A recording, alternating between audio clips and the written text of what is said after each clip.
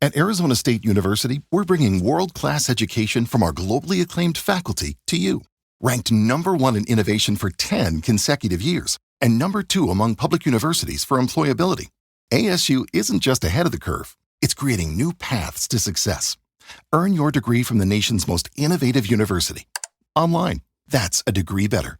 Explore more than 300 undergraduate, graduate, and certificate programs at asuonline.asu.edu. Welcome to the Deep Dive. Today we're digging into something quite specific, a pattern we've seen in online searches. That's right. It involves two names primarily, Cody Balmer and Pennsylvania Governor Josh Shapiro. And there's a third, pretty concerning element consistently popping up alongside them: fire. Yes, fire. Our task really is to try and understand what these online search patterns might be indicating. What's the story people seem to be looking for? Okay, so let's start with the basics. We see Cody Balmer and Josh Shapiro appearing together frequently in searches. Yeah, quite a lot. Variations too, like Governor Shapiro, Pasha Governor, things like that. It definitely signals a linked interest. People aren't just searching one or the other, but both together. Exactly. There seems to be a perceived connection in the public mind, at least based on search behavior. And then there's that fire angle. Looking specifically at Cody Balmer searches, it gets, well, more pointed. It does. The term Cody Balmer arson shows up. That's pretty direct. Very direct. And even more detail, like Cody Balmer, 38, of Harrisburg. Including the age and city, Harrisburg. That suggests people aren't just vaguely curious about the name. Right, they seem to be looking for information about this specific Cody Balmer, potentially in relation to arson. It implies a search for news reports or official records, maybe, something concrete linking him to that act. Then, running parallel to that, there are searches focused squarely on the governor and fire. Yes, things like Paul Governor's Mansion fire or Pennsylvania Governor Residence fire.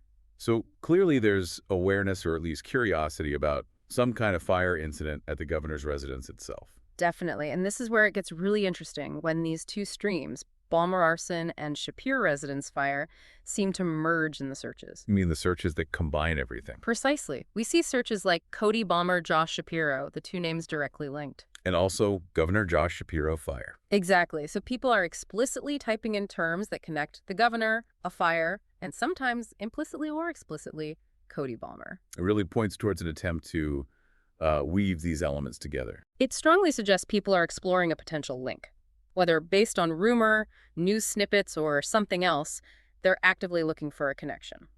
Of course, we also see the more, let's say, neutral searches mixed in. Sure, Pennsylvania Governor, Governor of Pennsylvania, standard informational queries. People just wanting to know who the governor is, basic facts. Right.